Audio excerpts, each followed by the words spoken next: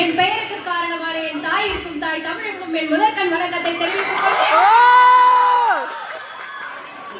எஜுகேஷனோட definition முதல்ல தெரிஞ்சுக்கோங்க. எஜுகேஷன்னா நீங்க புக்க திறந்து படிக்கிறது மட்டும் எஜுகேஷன் கிடையாது. உங்க அப்பா அம்மா எஜுகேஷன் தானே. நீங்க கத்துட்டு போற ஸ்கில்ஸ் எஜுகேஷன் தான் தெரிஞ்சுக்கோங்க.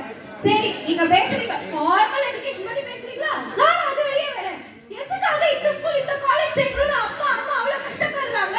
என் பிள்ளை டாக்டர், என் பிள்ளை கலெக்டர், என் பிள்ளை இன்ஜினியரிங் போது அப்பா அம்மா முகத்துல இருக்கிற எதுக்காக அப்ப இத்தனை காலேஜ் ஸ்கூல் எல்லாமே இருக்கணும்?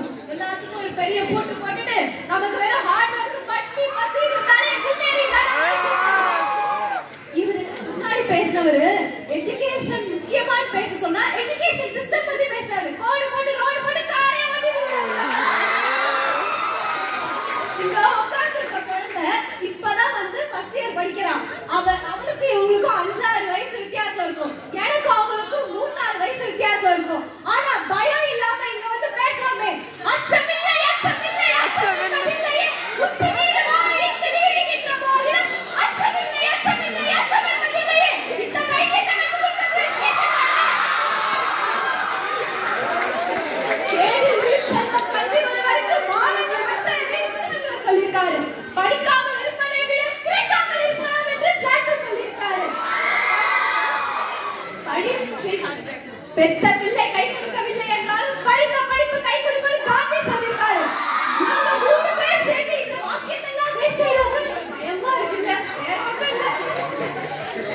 அவை பாட்டியிலிருந்து சுந்தர் பிச்சை வரைக்கும் படிப்பால் உயர்ந்த தமிழ்நாடு. இங்க படிப்பு முன்னேற்றத்தை கொண்டு வராதுன்னு சொல்ற அருகதை யாருக்குமே கிடையாது. படிப்பு தான்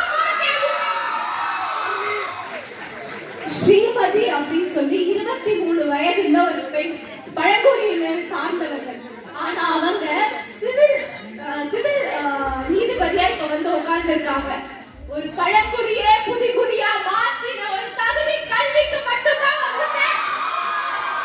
எல்லாரும் பேருக்கு முன்னாடி போட்டுப்பீங்களா இன்டர்ன்ஸ் எல்லாம் டாக்டர், சிஆர்ஆர், ஹவுஸ் சர்ஜன் அப்படின்னு யோசிச்சு பாருங்க. படிக்காம பேர் போட்டுமா ஜெயில தள்ளி உட்கார்ந்துருப்பாங்க. எல்லாம் பேசுவாங்க. காசு இருக்கவனுக்கு ஒரு கல்வி, காசு இல்லாதவனுக்கு ஒரு கல்வி. அரசு பள்ளியில படிச்சுட்டு எத்தனை பேர் இங்க சிறப்பா இருந்திருக்காங்க. இத்தனை ஸ்டாஃப்ல எத்தனை பேர் கவர்மெண்ட் ஸ்கூல்ல காலேஜ்ல படிச்சுட்டு வந்திருக்காங்க பாருங்க. அதான் நீங்க எல்லாரும் பாட்டு கேட்பீங்களா? அந்த பாட்டுல என்ன சொல்லிருக்காங்க? படிச்சா மட்டும்தான் கிடைக்கும் சோறு, படிப்பு இல்லைன்னா குடிப்ப கூழு, கூழு குடிக்கிறதுக்கும் படிப்பு தாங்க இங்க முக்கியமா இருக்கு. எப்பயுமே தெரிஞ்சுக்கோங்க, படிப்பு தான் பேசிக். அதை முடிச்சாதான் உங்களால வெளியே வர முடியும். இங்க இருக்கிற அத்தனை ஸ்டாஃப்ஸ் தயவு செஞ்சு படிக்க சொல்றாங்க தவிர வேற எதுவும் சொல்லல.